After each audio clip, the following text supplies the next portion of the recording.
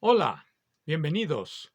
Los felicito por continuar escuchando esta serie de videos acerca de un libro que yo denomino maravilloso.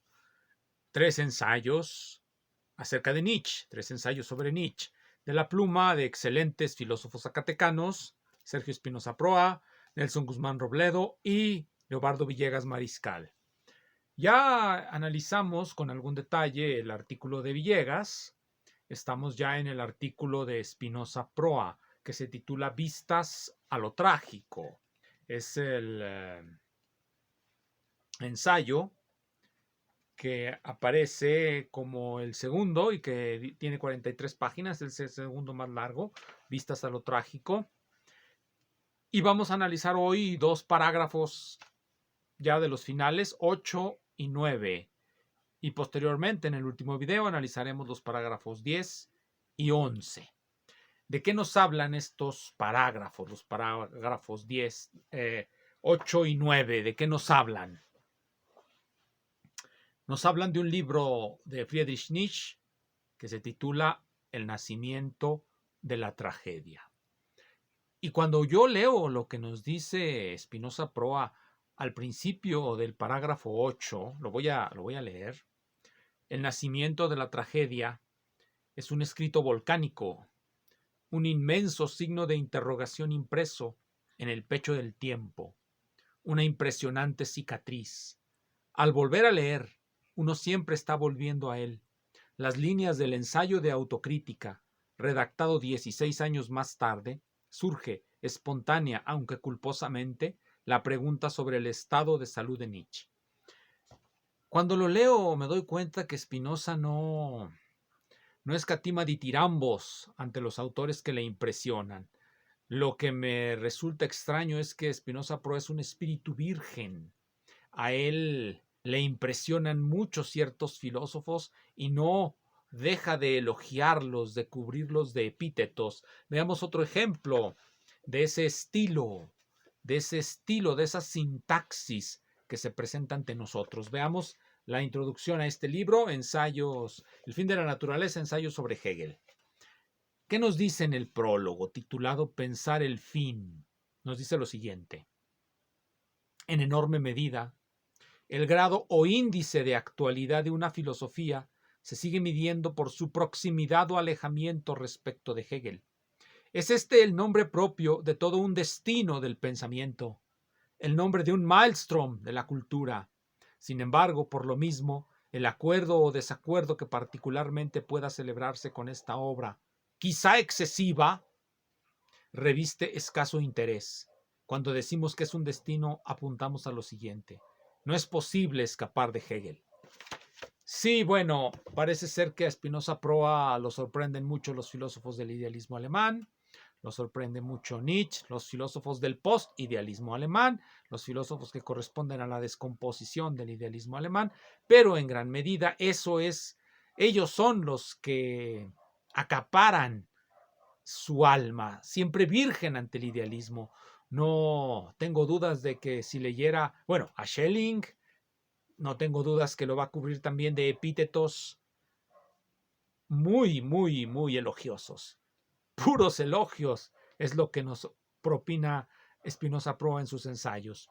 Bien, entonces, como ya lo dije, así comienza este ensayo, esta alma virgen, siempre virgen, porque bueno, a todos nos ha ocurrido que algún autor nos impresiona cuando lo leemos, que sentimos que está realmente enseñándonos una gramática que hasta ese momento no se nos había ocurrido. A mí me ocurrió, pero solamente una vez. Una vez con un libro que también, bueno, puedo decir que ese sí es un libro perfectamente volcánico, un libro telúrico, un temblor. Se titula ese libro Interpretación Europea de Donoso Cortés por Carl Schmitt, uno de los grandes juristas del Reich alemán. Ese libro verdaderamente, ese es un artículo que les recomiendo mucho, se titula Interpretación Europea de Donoso Cortés, hay traducción al español, por supuesto, de Carl Schmitt, para que, bueno, lean algo que los puede hacer realmente generar una convicción en lo que nos está diciendo ese hombre. También cuando leen El nacimiento de la tragedia, en el espíritu de la música, de Friedrich Nietzsche, pueden encontrar una sensación, yo no lo dudo. Las almas pueden encontrar una afinidad con muchas cosas. Yo la encontré con el escrito de Carl Schmitt y por lo visto Spinoza Proa cree que él encuentra cierta afinidad con el prólogo que hace Nietzsche a su libro El nacimiento de la tragedia. Yo le pondría otro nombre a ese libro, diría que ese libro, El nacimiento de la tragedia, es realmente el origen de la French Theory. El origen de la French Theory, como dicen los anglosajones de América del Norte. La French Theory. ¿Qué es la French Theory? Foucault, Deleuze, Derrida, Baudrillard, ellos son la French Theory. No, el nombre no indica que tengan una unidad. Lo que indica es que forman una constelación de autores que los norteamericanos, los anglosajones del norte, tienen muy en cuenta. ¿Qué los caracteriza a todos ellos? Que tienen un cierto gusto por Nietzsche, y que de ahí el ejemplo, como siempre lo pongo, Foucault, de ahí Deleuze también, de ahí de Nietzsche, absorben una sintaxis, una manera de escribir, un estilo, para decirlo en los términos que a ellos les gusta, en lugar de no utilizar la palabra sintaxis que se oye tan cienciológica, vamos a decir que ellos de Nietzsche toman un estilo, una sintaxis. Nietzsche les enseña la gramática de lo que los gringos, los anglosajones del norte van a denominar simple y sencillamente theory. ¿En qué consiste? Ya lo he comentado en esta misma serie de videos. En una serie de escritos que tienen mucho más de literatura que de ciencia, en los que predomina el asociacionismo de ideas, en los que a veces se puede haber erudición, entendida esta como muchas citas, y a veces pueden ser ensayos libres, puede aparecer bajo el género del paper o bajo el género del ensayo, pero en todo caso están dominados por una voluntad de dejar la ciencia de lado y dedicarse a crear todo un género literario en el que predomina ir contra el sentido común, en el que predomina cierta subjetividad, en el que predomina también mucha imaginación, mucha inventiva, como ya lo mencioné, asociacionismo de ideas. Eso es más o menos lo que podemos leer en El nacimiento de la tragedia. Por supuesto, esto lo vemos de una cierta manera cuando no estamos afectados por el texto. Cuando el texto nos afecta, cuando el texto nos cala hondo, pues obviamente no podemos verlo de esta manera en la que yo lo veo. Spinoza Proa lo ve como una revelación, un misticismo ante el pensador abismal. Por supuesto, como mencioné antes, Spinoza y sus seguidores, Guzmán y Villegas, son pensadores medio abisales. No llegan a conseguir pensamientos tan escabrosos como los del pensador abisal, que está en las verdaderas y auténticas profundidades, sino que se quedan, en la medianía del profesor universitario que elabora discursos que pueden ser en general vibrantes entre sus estudiantes para tener cohortes de aturdidos. Eso es más o menos lo que ellos crean, porque si leemos estos dos parágrafos, ya lo mencioné, el 8 y el 9, donde nos va a hablar de El nacimiento de la tragedia en el espíritu de la música, de Friedrich Nietzsche, no vamos a encontrar realmente buenas ideas. No vamos a encontrar ideas novedosas respecto a Nietzsche. Lo que vamos a encontrar es una, ciertamente, a mi parecer, un tanto morosa y en ocasiones confusa exposición de el nacimiento de la tragedia, de las ideas básicas del nacimiento de la tragedia. Recordemos algunas de esas ideas básicas.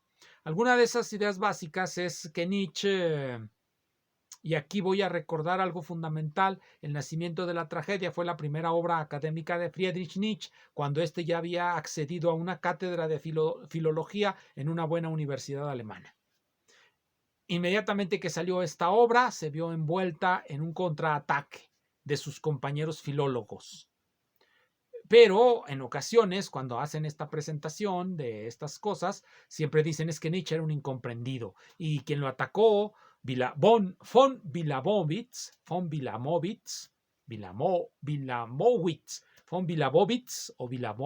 Wilawowitz, como se pronuncie, von Wilawowitz, voy a pronunciarlo, von Wilawowitz, es quien dirigió una crítica desde los cuarteles de la filología más avanzada de su época, porque aquí hay que recordar que es lo que a veces no nos dicen en las introducciones, y aquí yo lo digo como resultado de mis lecturas de los papers, en donde sí se contienen ideas novedosas acerca de la obra de Nietzsche. En este caso, pues voy a dejar que sea mi memoria la que me traicione y no citaré el autor.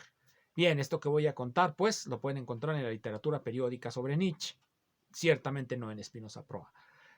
En la época de Nietzsche, Nietzsche era un experto, y eso no se lo va a escatimar nadie, era un experto en un cierto tipo de construcción filológica, que consistía en imaginarse, en compenetrarse con el tiempo que se iba a estudiar, y a través de las reliquias, de los textos, generar especulativamente una interpretación. Eso es lo que va a hacer Nietzsche en El nacimiento de la tragedia. Ese es el método que va a utilizar. Ese método era un método que estaba en retirada ya cuando Nietzsche saca esto. Y Wilamowitz era un filólogo de avanzada que estaba proponiendo otro tipo de metodologías más científicas en el sentido de que desdeñaban mucho la especulación. Y aquí quiero decir que la French Theory, Foucault y todos ellos son especialistas en la especulación, como lo es Nietzsche. Nietzsche es su maestro en la especulación, y las grandes ideas de Nietzsche ahí son puramente especulativas. Lee los textos del pasado, las reliquias, la historia es un conjunto de reliquias, no lo veamos como algo más. Tenemos esas reliquias en nuestra mano, los textos del pasado, en este caso los textos de la literatura griega clásica, que Nietzsche leía y conocía, y cuando sacaba una hipótesis respecto a ello, especulaba mucho, llenaba todos los huecos con sus especulaciones. En este caso, en El nacimiento de la tragedia, nos quiere dar una idea de cómo surge la tragedia. Su gran idea es que surge como una oposición entre el espíritu apolíneo y el espíritu dionisiaco. ¿Qué es esto? ¿Qué es el espíritu apolíneo? ¿Qué es el espíritu dionisiaco? En términos muy, muy gruesos, que es mejor que los lean en ese libro, El nacimiento de la tragedia, porque yo carezco de la capacidad poética e inventiva para describirlo en los términos que a ellos quizá les gustaría que fuese descrito, y lo voy a describir en términos muy gruesos. El espíritu apolíneo es una fuerza de la naturaleza, igual que el espíritu dionisiaco, que se manifiesta en los seres humanos, en un caso como razón. En este caso el espíritu apolíneo es el logos, la razón, y el espíritu dionisiaco es aquello que se manifiesta en la embriaguez y en el sueño. Por eso todos estos seguidores de Spinoza tienden a ser muy, muy dados a la embriaguez, muy dados al sueño, muy dados a la literatura, porque creen que de esa manera van a acceder a ese espíritu dionisiaco que Nietzsche cree descubrir entre los griegos. Cita una sola vez, bueno, al menos en la ocasión que yo leí el nacimiento de la tragedia, y como lo reitero, en mí no ocasionó un sentimiento de que estuviera ante una revelación. El sentimiento que me provocó fue un sentimiento retrospectivo de estar frente al inventor de la French Theory, a alguien que sobre la base puramente especulativa saca un conjunto de conclusiones que van contra el sentido común y que en general tienen esa finalidad: ser provocadores, aunque no tengan mucha base científica y resulten de la pura invención de uno mismo. En ese sentido estamos ante obras, ante obras que quieren ser filosóficas, pero que por su falta de rigor, en este caso la filología debe tener un rigor, el rigor de la historia, el rigor de el manejo de los materiales, del manejo paleográfico de los materiales y todas esas cosas, su técnica. Pero Nietzsche utilizaba una técnica propia de una cierta escuela filológica alemana, que era, como ya lo comenté, una que ya estaba en retirada. Hoy, bueno, pues eso se olvida. Bueno, pues para no decir que Nietzsche era pues realmente alguien que estaba un tanto ya desfasado, iba de salida, y que si sobrevive su estilo es porque lo inyectó algo de filosofía, por decirlo así, de filosofía, y que tenía un estilo grandioso. Quiero decir, si ustedes leen Spinoza, que no les va a dar nada nuevo en estos 2 parágrafos, y leen a Nietzsche, que sí les va a dar la idea fundamental de lo que es construir una theory, es decir, algo muy insustancial, pero como que muy imaginativo, como que nos choca un poco. Eso es lo que nos va a dejar la lectura de Nietzsche, y de eso se trata. Y eso es lo que hacen los French theorists actuales. Y los anglosajones que siguen esa escuela también tienen esa tendencia. Voy a omitir citar nombres para que no me lleguen los defensores de lo políticamente correcto. Pero eso es más o menos lo que hacen ciertos autores norteamericanos inspirados en Foucault, Derrida, Julia Kristeva, bla, bla, bla. Entonces, tenemos lo apolíneo, tenemos lo dionisiaco como fuerzas que se manifiestan en los seres humanos como razón, y las otras como embriaguez.